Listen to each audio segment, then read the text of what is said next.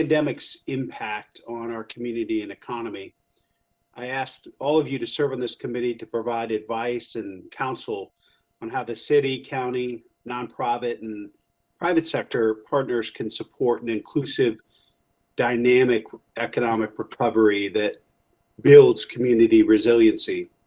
Your participation is key to the advancement of our community's equity agenda. It's important that our economic recovery addresses the economic disparities that existed prior to COVID-19 and promotes inclusive growth post-COVID-19. And as your work moves to the second phase and begins to focus on recommendations and strategies, the city will also seek your input on how we spend the next round of federal stimulus dollars, making sure that we invest through a lens of equity. I'd be remiss if I didn't specifically call out Congresswoman Joyce Beatty and Senator Sherrod Brown. As you know, I generally like to give bipartisan credit and recognition of leaders, as we have in previous stimulus efforts with CARES dollars and otherwise. Unfortunately, because there was no support from the Republicans for the Biden rescue plan, it made Congresswoman Beatty and Senator Brown's jobs even more difficult. But I can't reinforce enough how important this rescue plan is. I was talking with Commissioner O'Grady earlier today on another matter, but $186 million will be coming directly to the city through this effort today that Congresswoman Beatty and her colleagues put through, and Senator Brown and his colleagues over the weekend. $255 million to Franklin County. Huge investments, not to mention the money that's going to school districts to get children back in the classroom, our public health departments and our federally qualified health clinics to get vaccinations in the arms of our neighbors, but really poising us to build a dynamic, inclusive recovery for everyone in the community. So just in front of you, and I'm doing everything I can to thank Joyce and Sherrod for their incredible leadership and support during this very difficult time for our community. It wouldn't have happened without their leadership, and I want to and will continue to acknowledge that. So we want to do our part to make sure that we're investing through that lens of equity, and this Recovery and Resiliency Advisory Committee is going to be absolutely critical, just as you were as we were investing our resources from the CARES funding last year, and really want to give a special thank you to our chair, Christy Angel, for her leadership of this effort. We know we can invest best, have the greatest impact on our neighbors who are really struggling. And I think you all received a link to the 60-minute segment that aired on Sunday. What a powerful, powerful story that speaks to the critical importance of your work. And so I'm so grateful to each and every one of you and the perspectives you bring to this work, because the investments we make, the work that we do, the collaboration we do now, will impact our neighbors for years, and I would argue decades to come. So thank you for everything that you're doing, and appreciate the chance to say hello this afternoon. Thank you, Mayor. Mike, were you going to say something? I'm sorry.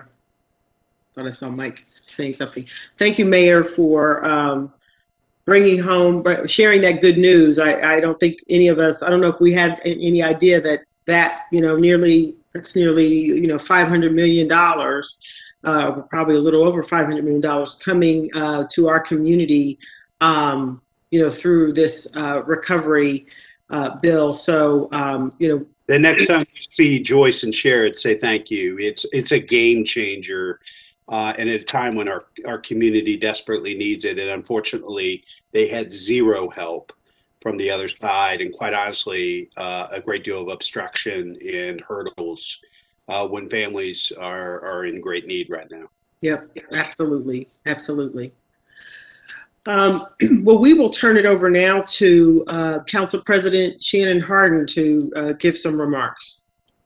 Council President? Thank you, Christy. Thank you to the mayor and to Commissioner O'Grady and all the committee members. Thank you for, as the mayor said, the work that you have done to get us to this point. I will be really brief and to the point. We need to think big in this moment.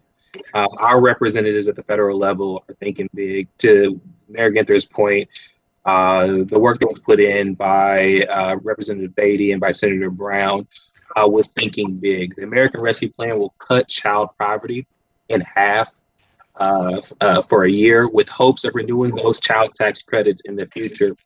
If you add up what the city and the county are going to receive from the American Rescue Plan, it amounts to more than $400 million. And that's not even counting the dollars that will flow to our region through local school districts, higher education institutions, and the State House. This is the right time to think big. We know there's an immediate need from our nonprofit partners, from childhood providers, from small businesses, and more. There's a role for immediate grants to help keep our communities afloat. But this is also the time to be bold, creating the long-lasting structures, partnerships, and policies that will give families a fighting shot at the American dream. So these dollars aren't going to solve all of our community's problems, but I really do believe this is the right group to set forward an ambitious vision for recovery. So thank you. Look forward to being a partner in hearing the recommendations that come from this group. I think we are at a moment in our time. So I look forward to working with each and every one of you.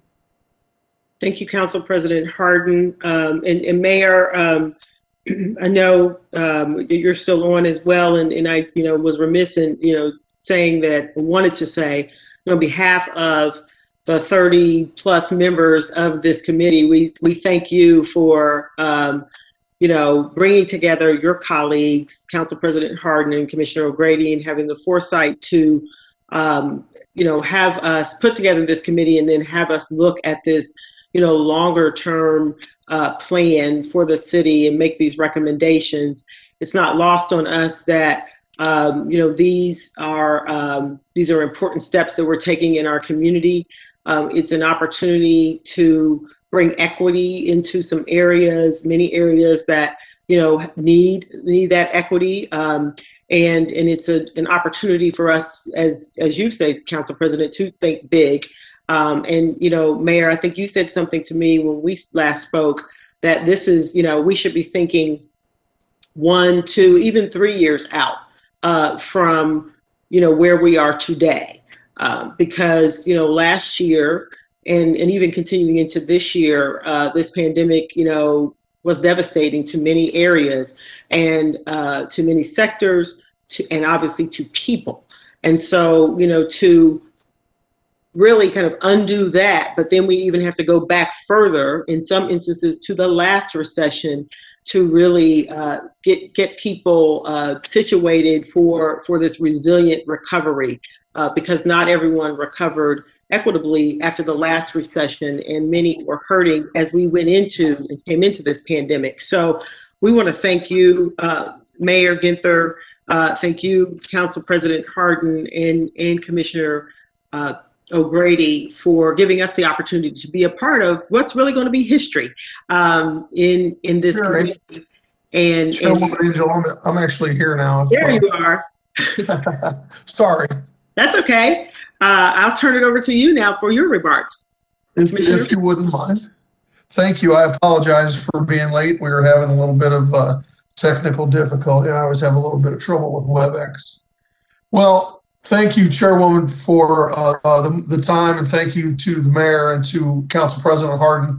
Well, like many of you, I'm sure that I saw some pretty powerful television last Sunday, and while I'm pretty shocked to hear that the British royal family isn't the progressive icon that we all assumed they were, I was also heartbroken to watch the 60 Minutes special on Sunday evening to learn about folks in Central Ohio who are struggling during the COVID recession.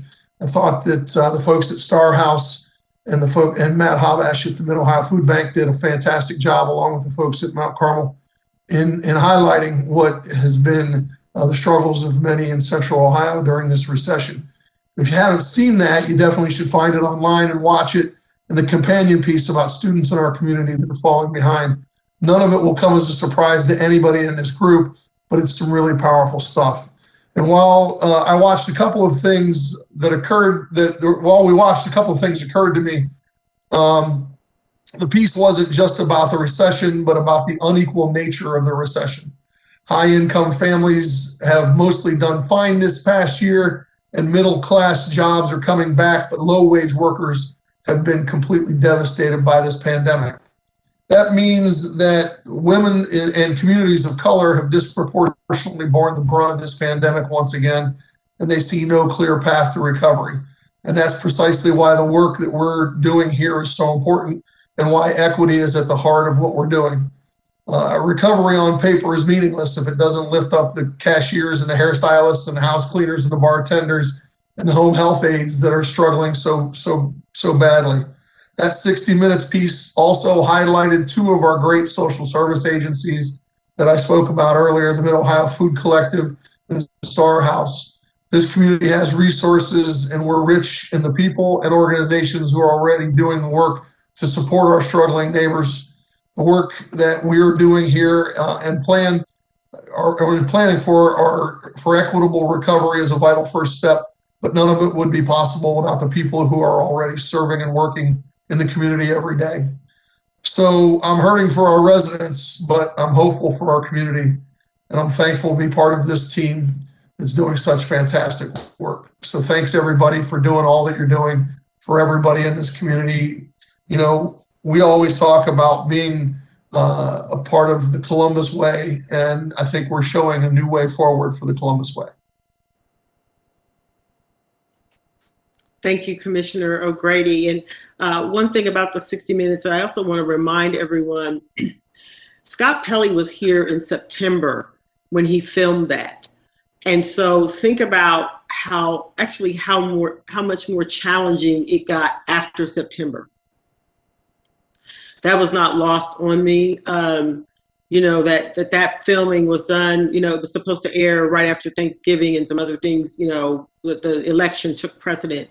And so, you know, for as many families and as, you know, many stories as he told in that 60 Minutes, it got so much more difficult for families, you know, after the fall. And as COVID and the COVID rates really went up and, you know, other challenges set in, including cold weather in this community. So again, thank you all for the recognition, you know, of our partners. And, you know, that 60 Minutes, it paints a terrible picture. And we are looking to, you know, we want to tell a different story when we come out of this, you know, that shines a different light on how we've recovered. It'd be great to have them come back and do another story on us. So thank you very much to all of our leaders. I'm going to move, if we don't have any other comments from our elected officials, I'm going to move to the next phase of our agenda, which are just remarks from me, which I've given remarks, but I want to just level set before we move this over to Kinston to really go take a deep dive into our phase 2 discussion. So everyone received the phase 2 Recovery and Resiliency framework in the email. It's also in your meeting invitation in the notes section. And, you know, want to just remind everyone as we move forward into this phase 2 work, you know, a couple of things. One, we will be working in smaller groups. So, you know, start orienting and situating your mind around, you know, we're going to be working in smaller groups as we move through today's agenda. The next thing is that we'll use the information from the phase 1 presentations to inform our work, which will include, you know, recommendations, solutions. You know, there probably will be some parking lots where there's some issues that maybe you can't quite, you know, resolve or that need further investigation or further work.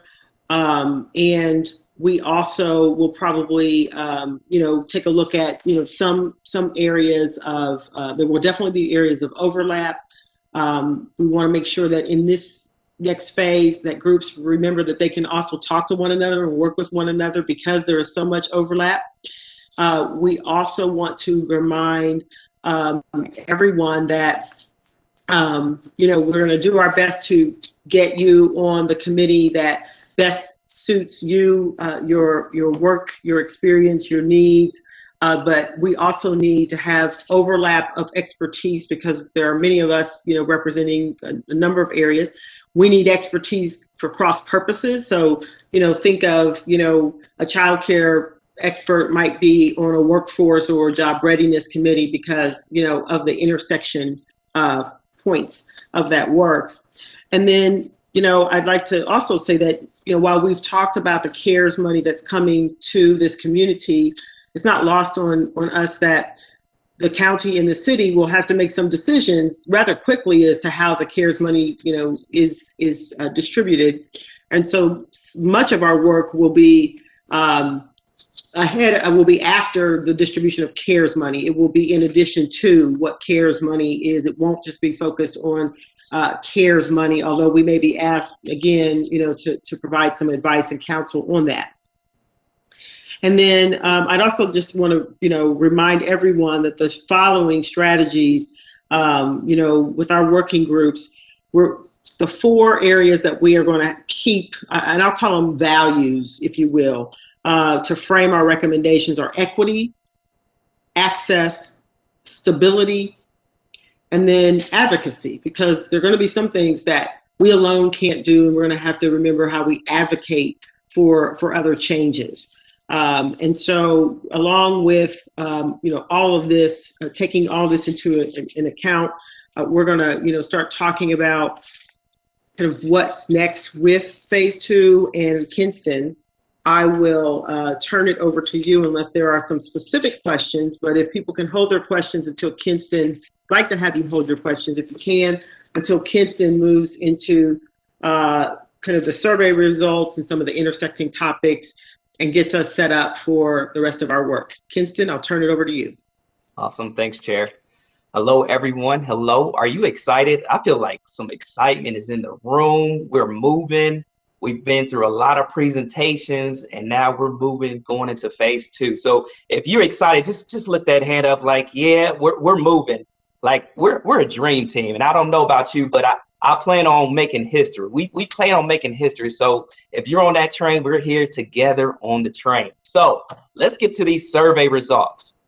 There was over 85% that filled out the survey. And so that's exciting news because we understand that you all are very important people and have not a lot of time on your hands. And so we thank you for that contribution. And so what we're going to do is walk through the survey first, and then we're going to dive in a little bit deeper. So if you don't have on your scuba gear yet, go ahead and start putting on your scuba gear because we're about to go in a deep dive.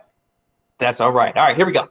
So question 1 was, based on all areas covered in phase 1, which areas do you feel are necessary to address phase 2 to bring about economic recovery? And so the top 5 that were on the survey were workforce development, small business, economic base, child care, job readiness, and housing. And so as you can see, we did combine, it was just a way of spelling of child care that it made it 2 different numbers, but they combined to push it towards the top. Okay, so there was about eight votes for the child care. All right, let's move to the second question. The second question was kind of similar, based on all the areas covered in phase 1, and which 3 areas do you feel necessary to address which with regards to human services? Again, housing came up, food service, child care came up to the top with job readiness and workforce development. And then the number 3 question, we talked about points of intersection. Again, we understand not one topic is going to, cover all, and that there are intersecting points at almost all levels of all the presentations we cover. They're highly impactful and important, but based on these top areas of intersection, workforce development came up, job readiness came up, housing, economic base, in childcare. Childcare, I think it rose, again, a couple of different ways of spelling that it made it go down, but it is at the top, one of the top ones, maybe 1 and 2. Our fourth question we won't discuss, as we will have to gather that information, because I don't know if you know your IP address, but we don't know the IP address. So we'll figure out that information to make sure that we're getting you in the right group, so that you can have maximum impact. So Hannah, let's go back up to the top and let's begin to dive in. First question is there anything that stuck out to you? Anything surprising? Anything that jumps out to you? Go ahead and unmute yourself and let's talk about it.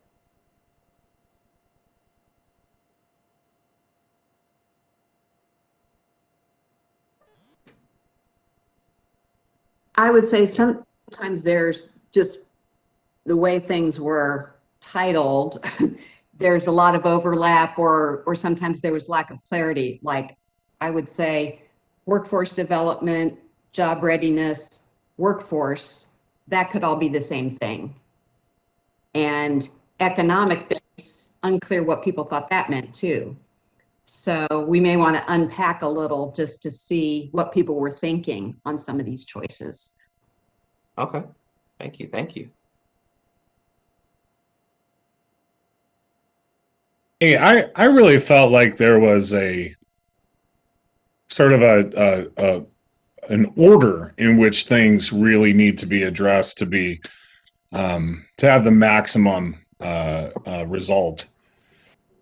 Because if an individual doesn't have the childcare and some basic income structure to then participate in any kind of workforce development, I really felt like there were all these steps, and they all, and like you guys keep saying, they blend together. They certainly overlap, but it really seemed to me that the housing, food security, childcare, those things are paramount to even get folks into a place where they can participate in workforce development and begin to make decisions about what they're going to do for their careers, short term and long. Thanks for sharing, Mark. This is Tasha. I was also questioning the differentiation between workforce development and job readiness and how we were defining each, because I thought, those could be combined, workforce and job readiness. So some clarity around that would have been helpful. Yeah, you all are amazing, because that's going to be some part of my next question, but keep them coming, keep them coming. What are your initial thoughts? This is Emil. I thought the first comment was really interesting in terms of creating steps, because, and again, I might be a little bit biased, but unless you're going to work in a virtual environment, I don't know how mobility doesn't really intersect in a way that, helps to create all of this. Gotcha, Emil. Thanks for sharing.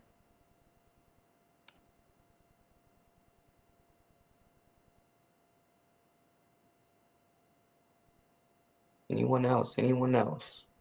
It's Angela, and I guess something that came to mind after completing the survey, and maybe it's accounted for in here and it's just not clear, but I was thinking with all of the increase that we've heard and read and seen about with mental illness, where does that fit in, or does it?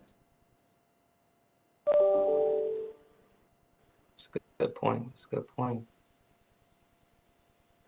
This is Rachel Lustig, and I was just struck by the sequencing that the two gentlemen have brought forward, but also the interconnected nature. I look at these and see so many of the social determinants of health, and I also see how interconnected those social determinants of health, they could be the social determinants of workforce productivity.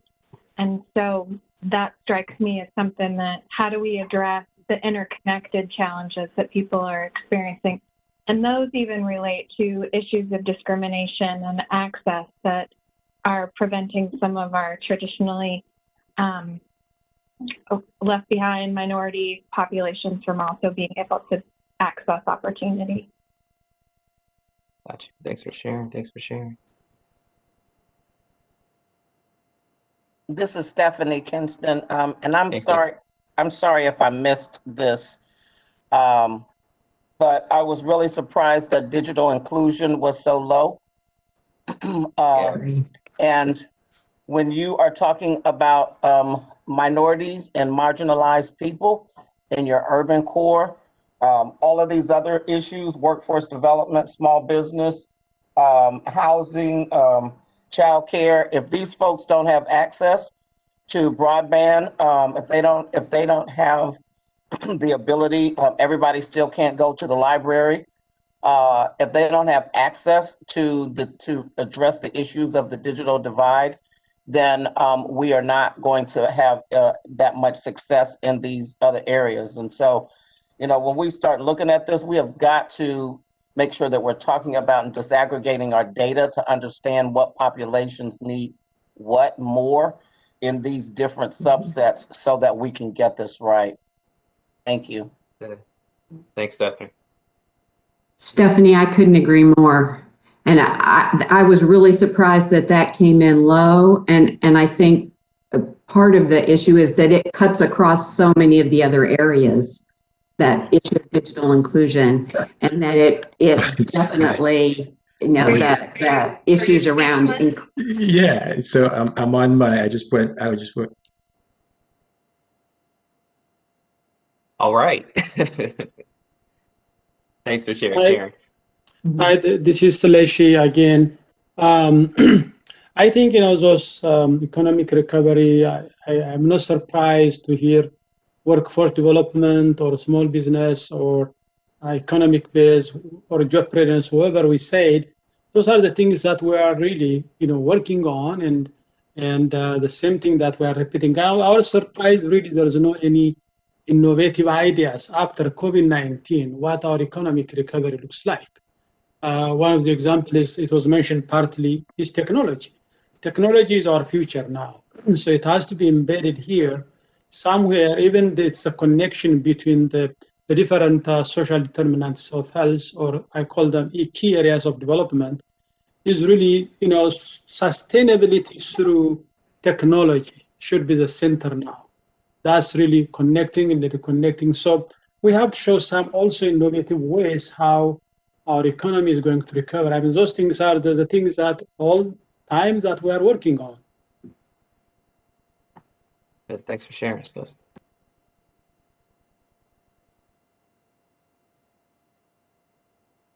Anyone else? Anyone else?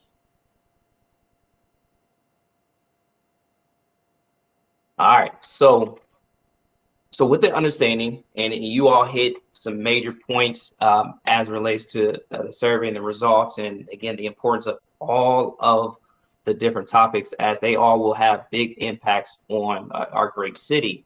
And so for our specific committee, we want to narrow it down to 3 topics.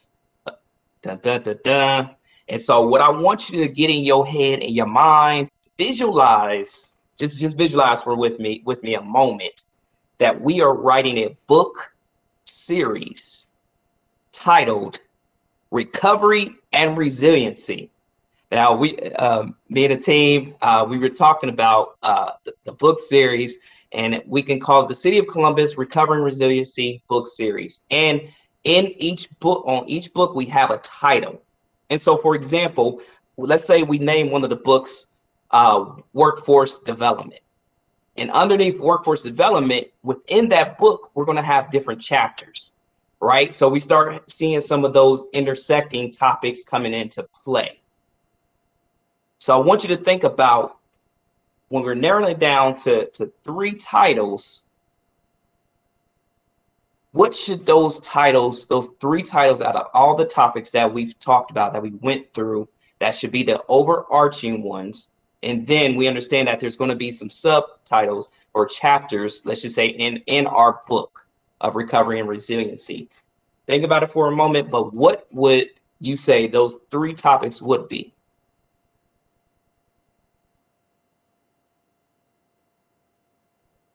Y'all were already starting to respond to that in your responses to the survey. So I love that.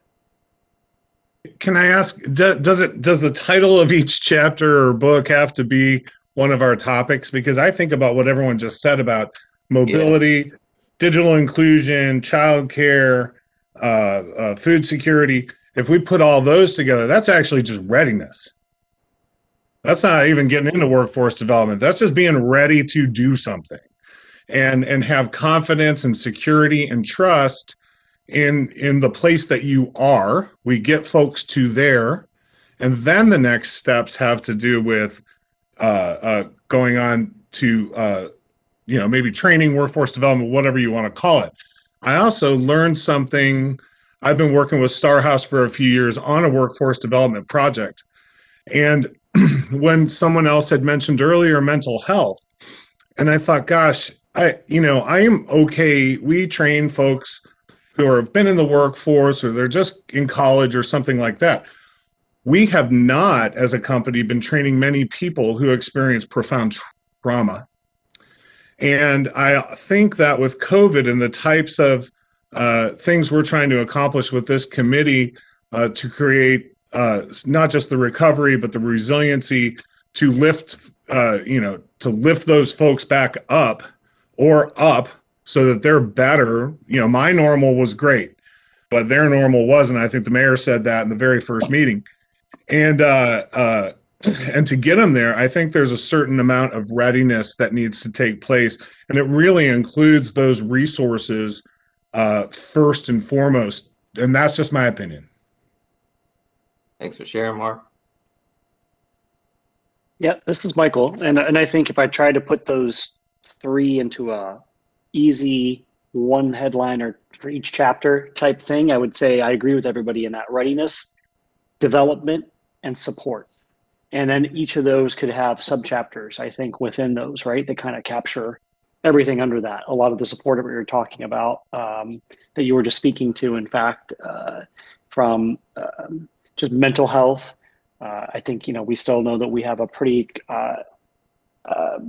prevalent drug use and issues in the city, and a lot of things that all can be put under that support type bucket. So those would be the three that I would do: readiness, development, and support. Thanks, Michael.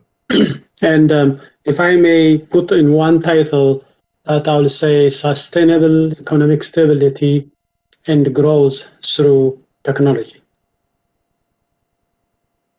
Thanks, Celeste. This is Ariana. I don't have a title. For me, it's about how do we support our neighbors that are suffering or not in a great place, while also supporting those in our community that are going to have the biggest impact, so that as a whole we can thrive. That's good. So it's two, like how we support our neighbors is one, Ariana, and then the second one is thriving. Like we don't have unlimited funds. Right. So how are we going to support our neighbors that are going through hardships, while also supporting like the businesses, for example, that could have the biggest impact in our community in order for us as a whole to thrive, to recover. Right. And also, I know mental health came up. I wanted to just remind everyone that, while we were given kind of the topics, Commissioner O'Grady, Council President Hardin, and the mayor asked us to explore the topics, the however many topics that we looked at over the last 4 months. When there are things that pop up, because we didn't have a presentation from, mental health providers and Adam H. and some others, when those things come up in whatever 3 books we're writing, there will be a place and a space to, account for that, whether it's a parking lot or, these other issues need to be addressed or what have you. So I just wanted to make sure that I threw that out there as well.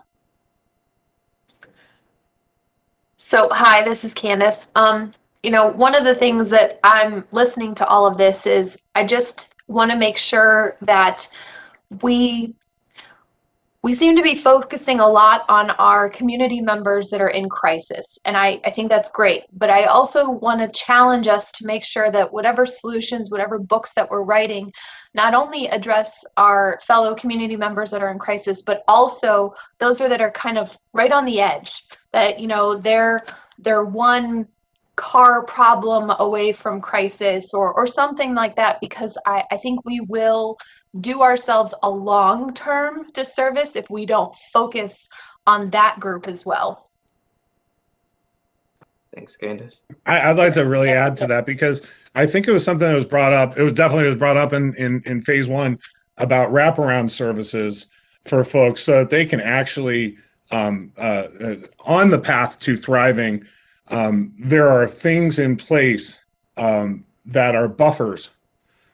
We all talk about the benefits cliff, but I think you're even, and the previous person was even talking about, you know, folks in crisis, and then of course those who are just on the edge. Maybe that's part of some things we'll need help with to bring in mental health, but not just mental health for people in a mental health crisis, but those folks, like you're saying, that are on the edge. They're like one small problem away from catastrophe, and having wraparound services and knowing that we can maybe allocate some resources to that, I believe might address what you just said. I'd like to build on what Candace just said as well. You know, I think that's a really important point, Candace. And, you know, and this is not a criticism, so I hope no one takes it this way. You know, and I was just talking to someone at Cardinal Health about this today. You know, in the fundraising arena, for a lot of us in the human services arena, you know, the short-term interventions are usually what we're used to dealing with, right? That I can get someone some food for 2 weeks, or I can make sure they stay in housing for another, you know, another month. But I think, you know, what Mark, what you and Candace just said is really, really important here, that there are a lot of people that don't meet the TANF eligibility. They don't meet certain requirements, but they are the working poor. Right. They are the ones who are barely holding on. They are the ones that we've been seeing with the right to recover dollars from City Council President Pro Tem Liz Brown, for those people who have jobs, but if they get COVID for 2 weeks, they can't go home and shelter in place.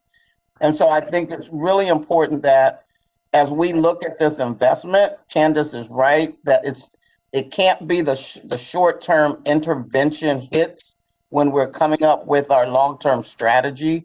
And that's what I heard from the mayor and from Commissioner O'Grady and from President Council Harden, that we've got to be thoughtful about, there's going to be this money coming down, but how does it really, not just spread it out to get a bunch of short-term interventions, but how does it really go into, like you said, Mark, wraparound services, which we never really had an opportunity to invest in before, because there's never enough money in the bucket.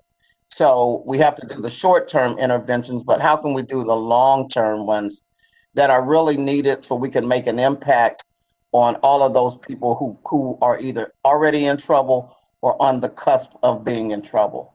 Thank you. Thanks, Stephanie. This is Sandy. I am really glad Stephanie just said that. I actually think that is probably one of the most critical takeaways, and probably one of the most difficult, because we're going to want to do things that allow quick reaction, and we're going to need to do that. But we also probably need to face the fact that some of the recommendations or ideas may take a long time to implement, but ultimately end in a better outcome down the road, and that's actual recovery. The resiliency part, to me, really has something to do with immediate action. What can we do to help people now? But recovery is long term, and I actually think that is a motto we need to keep in mind, because it will get tough if we always want to do something really quick without thinking about a better long-term strategy, and that'll be a tough benchmark, but really, really critical. I'd like to echo those comments too. So when the money's gone, the money is gone. And this money is not going to anniversary next year or the year after that. This is one-time stimulus. So I think what everyone's saying here, and I know we all largely agree with this, is we need to be incredibly thoughtful about this for the long haul here. And we know that there is immediate need, which we could completely blow this money out on that completely. So I think, we just need to be careful about it. It's $500 million is a lot of money. So this is Trudy, and just want to reiterate what everyone has said. For me, I had the same questions that others did regarding some of the subject matter focus areas. But when I look at all of this together, it really is a pathway and a continuum to resiliency and recovery. And there are complementary and intersecting supports that, let's say, are workforce development components, that are job readiness components, and you have that intersect, and then transportation for me is really a key. As Mayor Ginther has said, transportation is the great equalizer, because if you can't get there, it can really determine where the direction of your life. So if we can look at all of our subject matters, look at it as a continuum, what are the priorities? What are the intersectionalities of what supports some of those major subject matters?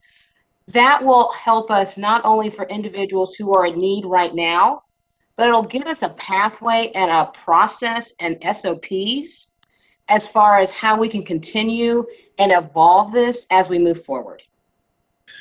Trudy, you raised some good points because there's so many things that cross-cut, right? Digital equity cross-cuts, mobility cross-cuts. And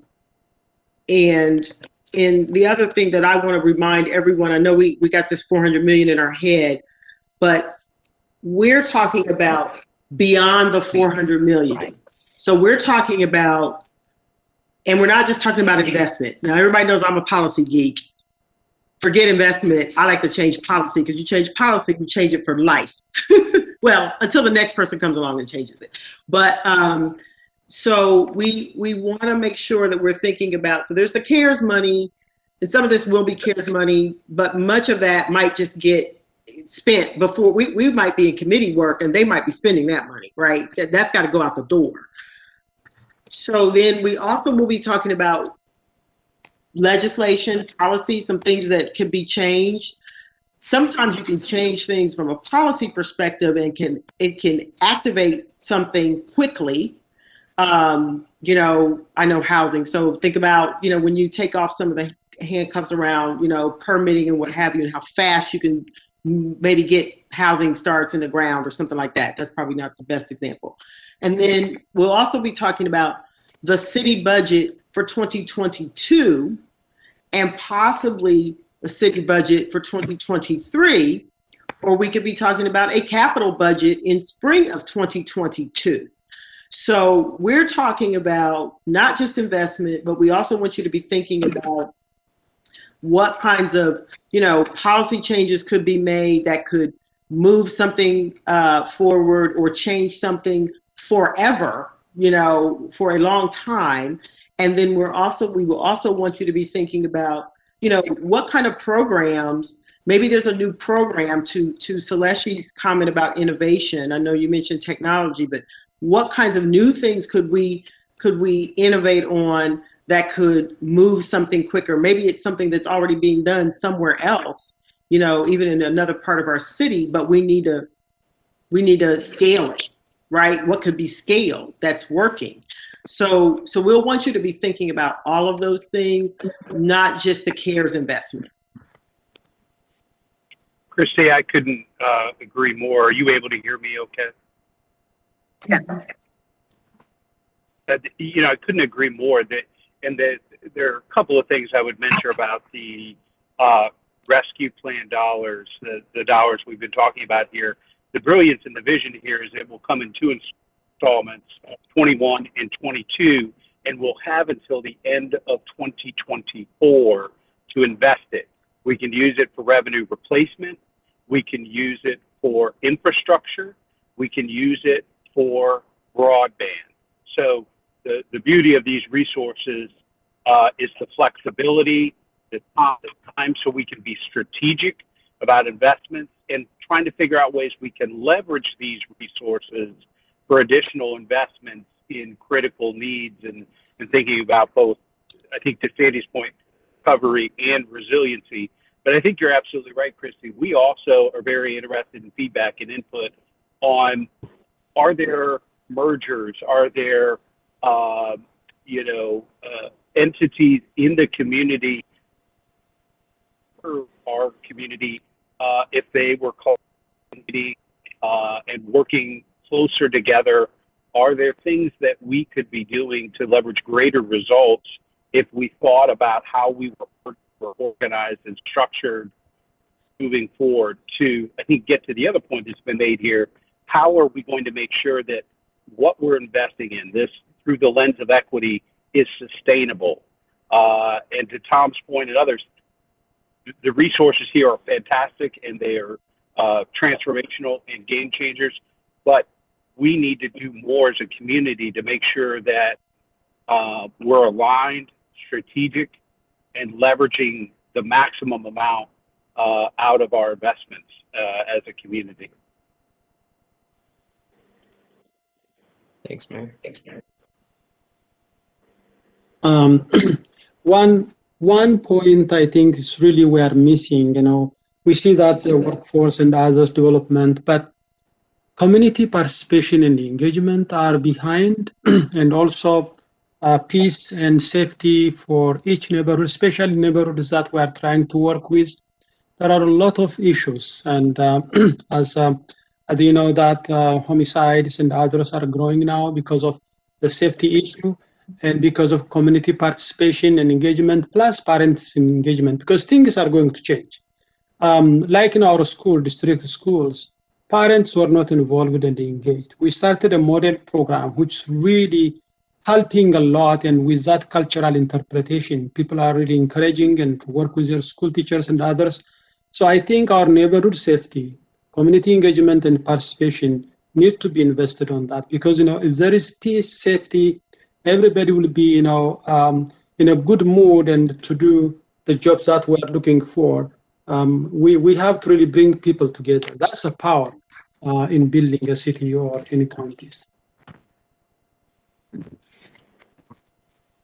I think, Kenson, if it's okay, I think that's a really good point. And Michael brought up earlier and how he kind of framed it around the readiness and development and then support. And, thinking of how do we address some of those safety concerns and community engagement. I think that could be a group around the support side.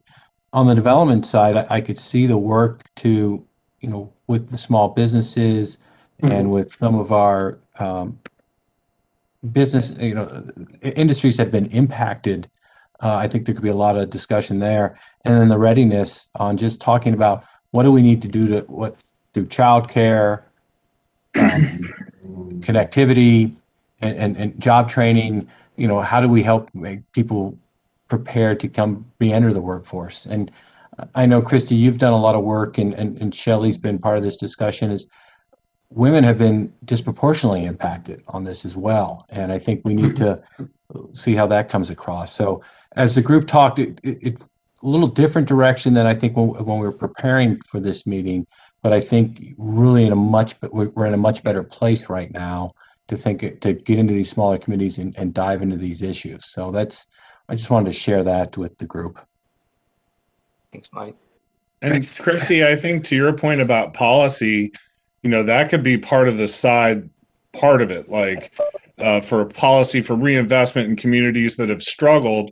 Well, let's try and work for more inclusive zoning laws or zoning rules where we can have true mixed income, mixed use, where we can also recommend for more community policing to reduce the stress associated with those communities and the police. So there are lots of policy things I think that could probably dovetail nicely into the things that we can physically do with some investment. Does that make sense? It does. It does. And there are lots of those kinds of examples, Mark. I know some of my fellow policy geeks, like Trudy Bartley. I'm just going to say her name because she's like that too. And there's some others. Sandy's kind of like this. You know, many of us, I think, you know, it'll start to become. I think when you all start to get in your committees, you know, some of those conversations will come up where you'll say, well, you know, I tried to do that, but I can't do that because this thing, you know, I'll use childcare as an example, right? A woman has childcare, publicly funded childcare benefits. She starts making $15 or $16 an hour, and she loses every benefit that she has, and yet she's expected to now be able to afford a place to live and, you know, have transportation. Okay, those two things go together, housing and transportation. And then she's supposed to, and this could be an individual or family, and then, you know, she or he is supposed to afford childcare full freight. That's like $1,200 a month. So you're not going to be able to pay that when you make $32,000, $33,000 a year, right? And so it's that kind of thing that, okay, well, in order to get that changed, we need, you know, relief. Shelley Biden's on the phone call. She could probably talk about this more eloquently, but we need a waiver probably from Franklin County, or Franklin County has to get a waiver from the state, right? Okay, so that's advocacy. How do we help Joy Bivens in the county get that waiver? How do we say we want to be the pilot to do something different with those benefits?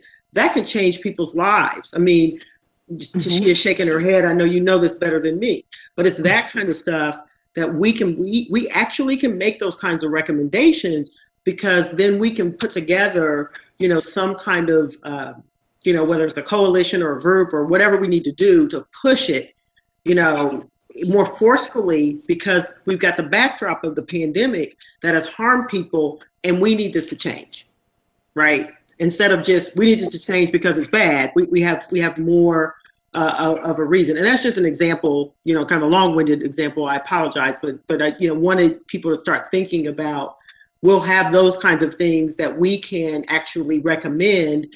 And then, you know, we have the county and the city, and then us to start advocating for that change. Or in some instances, the city or the county can make the change themselves. Christy, I wonder if one of the ways that we could lift that up as we break out in the subcommittee groups, that part of the design of the recommendation should be inclusive of what is the policy recommendation to make under this category. What's potentially, you know, the digital inclusion lens that we need to be looking through? What's the, you know, potentially systemic challenges that we need to think about overcoming? Mobility gets addressed, as we talked about, just that there's so much intersection within these topics. And then another thing that I wanted to lift maybe on the, maybe an underscore to the readiness conversation, is I'm recalling a lot of the presenters that we had come through spoke about the need for mentorship. I remember some of the small business presentations that talked about the lack, you know, resource-rich community, a lot of resources that are available, but being able to make the connection for individuals that were participating in ways that they would connect to the content, and just that ability to kind of usher individuals through that process was an important thing that was lifted as well. It's a good point. And Elizabeth, you know, what you just said about that policy lens, if you can, I want to make sure we capture that, because I think that's a good way to make sure that every committee, you know, kind of has that as a part of their assignment, if you will. So we'll make sure, Hannah, we want to make sure we capture what Elizabeth just said about that policy. Okay, you got it. All right. Other thoughts? I thought I saw Tashia or somebody else who wanted to speak. And Candace, I know you're up too. Tashia, I felt like you were wanting to say something. Did she drop off? Oh, she said. Okay. So it's a voice thing. That's why I sent you a note in the. Oh, sorry. Okay, I'll go back to the chat. Candace. So one of the things I just wanted to say that I'm hearing is when we're talking about the tools we have at our disposal. So we've spent a lot of time talking about policy changes as a tool that we have at our disposal. But we know that there's going to be some direct investment at our disposal.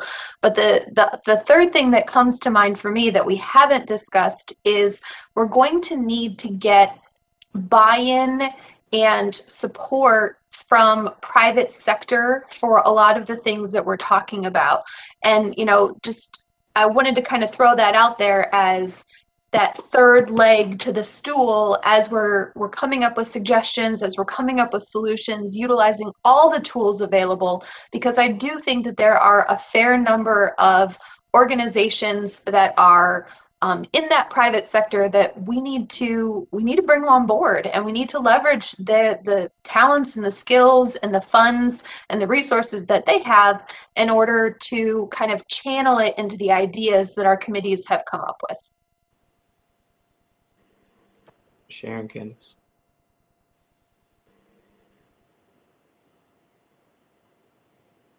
Kenny?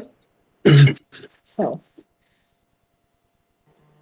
Christy, this is Denise. So Denise. Just said, how are you? Let me just add this too, is I'm just really enjoying this conversation because it's just covering everything that we need to be addressing.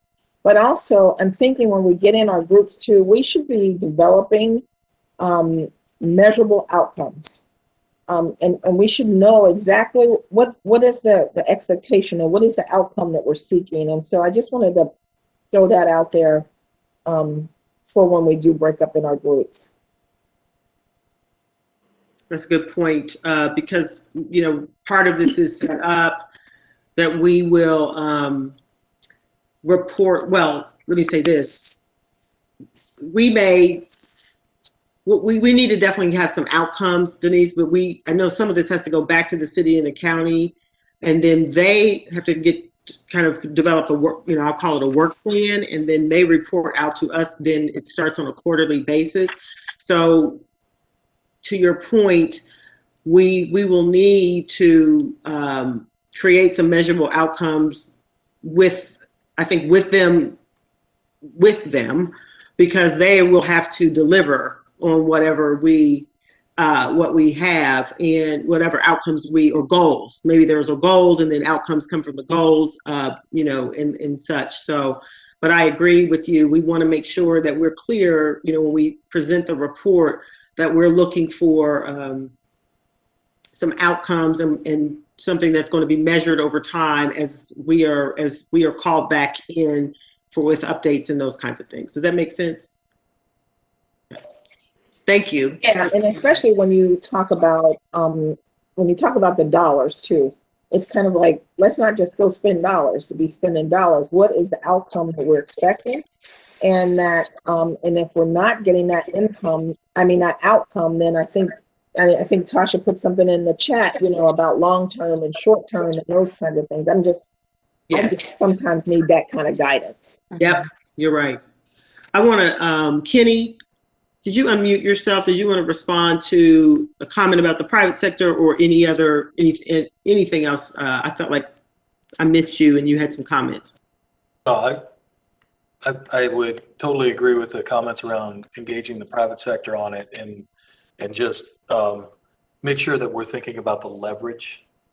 So I think, obviously there's dollars flowing in, but they could be exponential if we think about the leverage we have to bring in the private sector and even other sectors into this conversation and say, hey, we could take this much farther.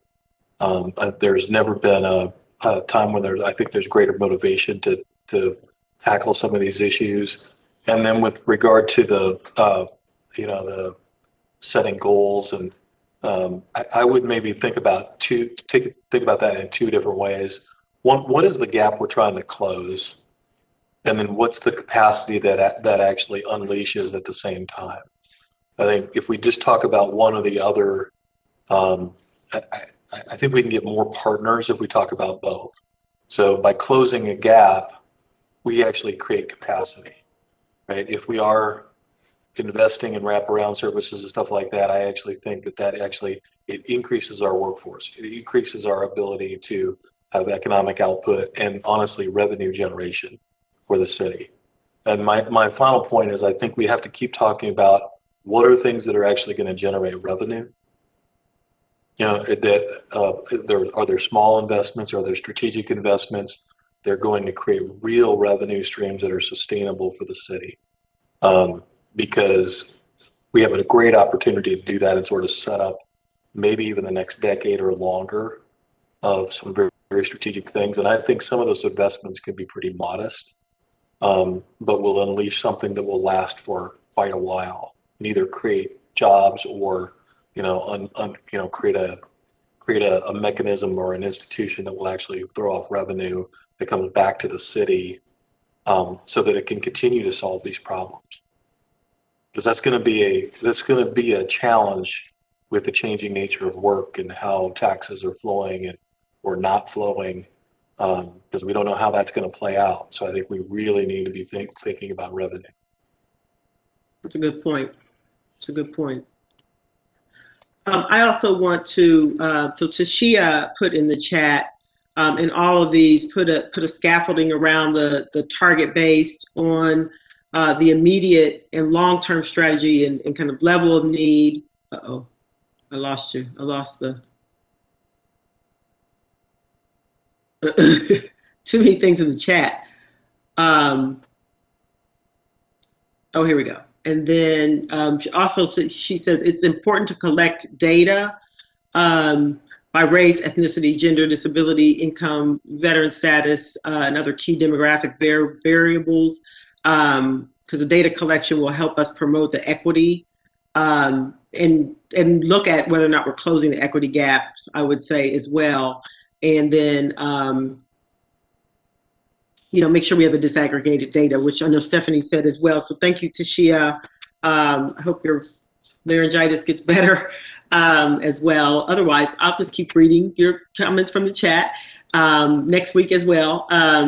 But Kenny, to your point about revenue, I don't think I hadn't thought about that. So Hannah, let's make sure that we put that down as well, revenue generating ideas.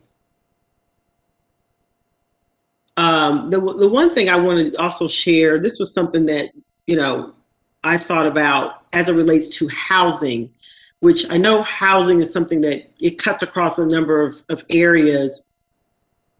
But so this is also just in the way of thinking of their updates to even the presentations that we received, 4 months ago. But on housing in particular, the city is in the process of hiring a housing leader. And it's my understanding, and Mike, you can correct me if I'm wrong, that leader is going to kind of start developing a greater plan or set the vision. And there's a lot of work to be done. There's a lot of work that's been done, but there's a lot of work to be done with that leader kind of creating our roadmap, if you will, around housing. And I wondered, it just seems like I don't want us to get too far aflung for what that person is going to do. If we start saying this needs to be done in housing, but that this individual comes in and says, no, the plan is going to be X or Y, then our work is for naught. So can you help me think that through? Because it just feels like we could get out in front of something that's pretty important to this community. Yeah, thanks, Christy. There's a lot of work already being done around housing. I know Morpsey, put their study out last year. We've got a lot of passionate advocates working through this. And then we're going to have a senior leader within the city here in the next 6 weeks, really getting up every day, thinking about developing and enhancing that strategy and advancing it. So I think instead of asking this committee to dive into just focus on housing itself, I think we want to engage that person with the different committees and have them aware of kind of what the path forward and get some engagement and some feedback from the committees, as opposed to try to stand alone a subcommittee just on housing. Okay, thank you. When will that person begin? Do you know? For housing? we're hoping to have someone here starting with about 6 weeks. We are going through the recruiting process, and they're on the tail end of that. As the husband of a former legal aid attorney in housing, they might come to the table with some solutions that are brilliant and surprising to us that will help our work. There's a lot of changes needed in that world. Yeah, I think that's a great point, and one where when we get that individual to get them in front of the committees, I think will be a priority. I want to make sure that we've heard everyone's voice. I know we haven't heard from Brian Ross. We haven't heard from Elon. Kinston, sorry, I'm calling people out. Just like a teacher. And others, I want to make sure that people get a chance to share what they're sitting with. Dr. Butler, I know you've had some things in the chat, but I want to make sure that you were able to share what you're sitting with as well. Others, please jump in. Christy, this is Brian. And honestly, a lot of what's been said, I agree with 100%. I do believe that from my standpoint and how we're looking through a lot of this, the small businesses and the revenue generating is very important. And as Kenny pointed out, because I believe that can come back to the city and county to, again, long-term provide more opportunities. There's a lot of challenges with that, but I do believe, particularly just looking at the industry I'm in, there is, a tremendous amount of workforce development that will be needed not only now, but moving forward in the right workforce development. And at the same time, that industry brings a lot of dollars back to our community with the sales taxes and bed taxes that we can use to move forward with. So again, I think the smaller committees will give a little bit more insight, but a lot of great discussion and bright people with good ideas. Thanks, Brian. Others? Anyone else? This is Elon. Only other thing I would add is I keep going back to your initial comments around the values like equity, access, advocacy, and how these areas we've been learning about the last 4 months kind of fit into and cross these as well. And so while I like the book model and the series, I kind of lean on also something that Trudy said was the continuum of the work. And so how do we think about this, not just in terms of just a series, but how they build upon one another. When I read a book, I read a story, the story continues and it builds upon one another. So I'm trying to think about things in that way as well. And just being in the space that I'm in terms of philanthropy, I think about how do we continue to engage our philanthropic partners in this work as well, because many are committed, to responding to many of our community issues and challenges, just like this group is. And so how we can engage those groups and institutions would be beneficial as well. Yep, you're exactly right. Thank you, Elon. This is Quay Barnes from the Mideast Commission. Speaking from the community standpoint, all of this is wonderful news to those of us who work, as I say, with the foots on the ground out here. One of the things that I hope we do remember is that when we get this all together, making an easy way for community people to be able to access it. Believe me, you do not understand how many questions I get on a daily basis of where can I get housing information, Ms. Barnes? Where can I find employment? Where can I? And to have what we're trying to do here on the east side is have a one-stop shop where a person can go into one location and all the resources are there. And another thing that we run into is duplication. Please, we're 2 or 3 people doing the same things. That's very confusing to a person out here in the community. So as we go through all of this planning and our small groups, please keep in mind how to make this as easy and as flexible for the person who lives out here to utilize it. Thank you so much, Ms. Barnes, for saying that. The lived experience is so important. And we don't need a lot of red tape and bureaucracy and hurdles and steps and, those kinds of things. So, thank you, and keep us honest.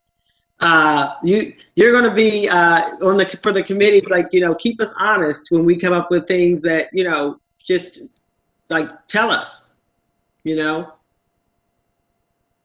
Thank you. Other comments, Tony? Yes, hi. So I just wanted to piggyback off of something that Ms. Barnes said, and I appreciated the conversation around the benefits cliff and making sure that we address that with advocacy and working on those policies. Just even supporting individuals landing roles in technology. And a lot of those roles, they start off putting you above the wage for your benefits, but they may not totally cover what you would lose. And so you have individuals that will go through amazing training and everything like that. And then that fear of success, or how am I going to pay for what real life costs if I lose any of those benefits, cause them not to activate on that training, but to step back from it because they don't know how to put the pieces together to make sure that they can be successful. And so I'm just really excited about the way Elizabeth laid it out, where every strategy that we come up with, let's look at it from an advocacy lens, a policy lens, equity lens, that piece, so that we don't miss connecting those dots, so that individuals don't feel trapped and stuck and not have a way out. Thank you, Tony. Good information. Okay. Is there anyone else that needs to share? I'm going to get 4:47. I want to talk a little bit about next steps. And so we have a lot to kind of organize, given, all the comments. And as Hannah was taking a lot of notes, and Mike and everyone, and I was, we have a lot of kind of organizing that we need to do. And we also have, every committee is going to have staff, and we have to get staff, oriented. So we get the right staff to, staff, what the committee, and then kind of come up with, I think, we've heard some really good ideas about not only the committee themes or topics, but, then also, how to make sure that we give you some more guiding principles around, making sure that we don't miss something like the lived experience or the outcomes, or revenue generation, and those kinds of things. So, almost a series of questions you want to go through as you're doing your work, the way I can start organizing it in my head. So I think we had a potential meeting for 3/17. Is that right, Hannah? St. Patrick's Day? We had potentially talked about it as a backup if we needed to extend this meeting. I have not sent out a calendar invite yet because I wanted to have this meeting to see where the conversation went first. Okay. So, I'm thinking maybe we use the next week to tighten up and bring back, I'll call it a proposal to the full committee, just to make sure that we get this right. And we may even take a stab at starting to put people in various committees. We know that some people will be like, no, I want to be on that one, and we'll work on that. We'll work with you, but we may take some initial stabs. You may get some phone calls from me. Don't not take my call because you know what I'm calling. I'm going to be asking for something. I'm going to ask you to be on a certain committee, or maybe chair one of the subcommittees. Yes, those kinds of things. So Tasha, don't cancel our walk coming up on Monday. See, I'm thinking I have some things already scheduled with some of you so that I can slip this in.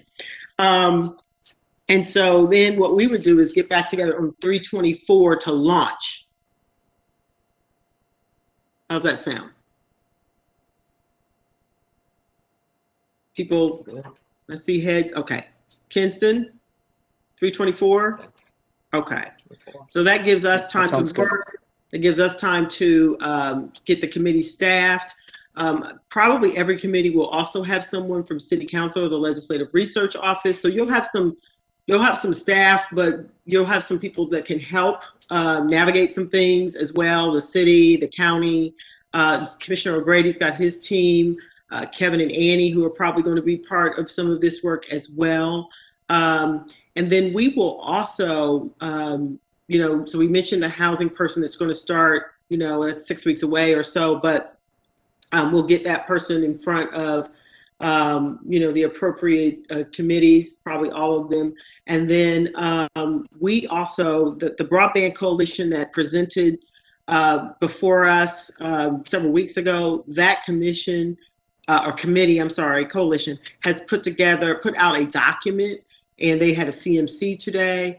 I'd like to make sure that link gets shared with everyone, and the document, because the document outlines their work and kind of what digital equity, the needs of this community.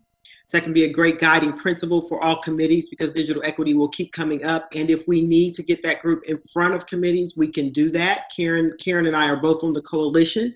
And so, other updates that we need to provide to you all, we will make sure that we can do that along the way as well. I believe Lisa Pat McDaniel is probably going to want to give an update on workforce as well. She's got some data. Some of it she'll be sharing at next week's CMC. So keep in mind, because everything's moving so quickly, there are a lot of updates that every committee will probably want to get, and some materials that we will want to get in your hands before you get started.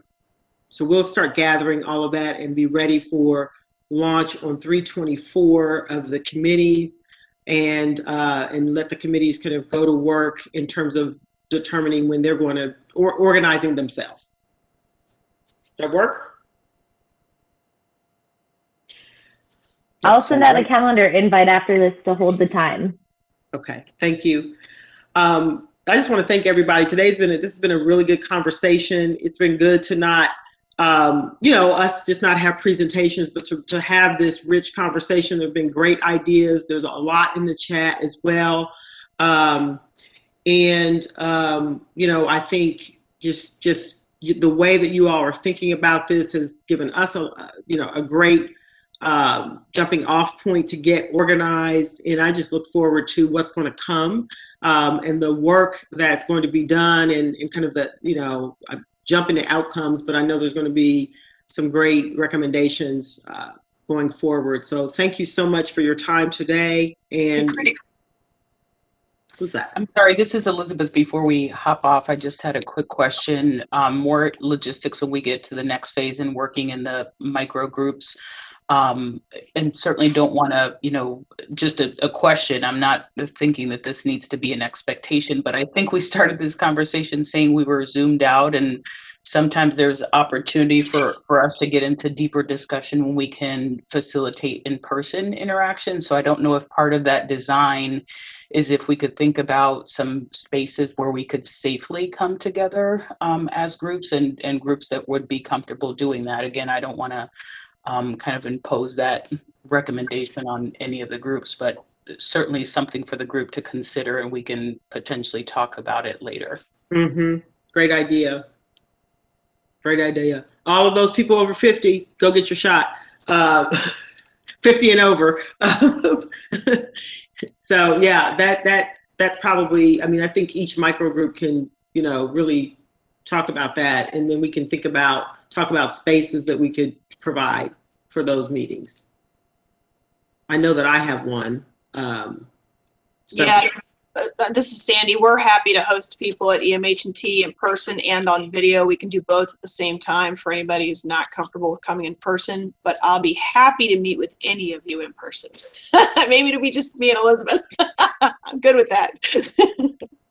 I'm in person too. I'm with you. I'm happy to be in person as well. I am too. And I have a meeting room also if anyone needs it. Okay, great. All right. Well, it's 4:55. Everybody gets 5 minutes back into their day. Thank you all for participating today, and we'll see you on 3/24. Sounds great. Look forward to it. Thank you, Christy. See you, everyone. Bye-bye.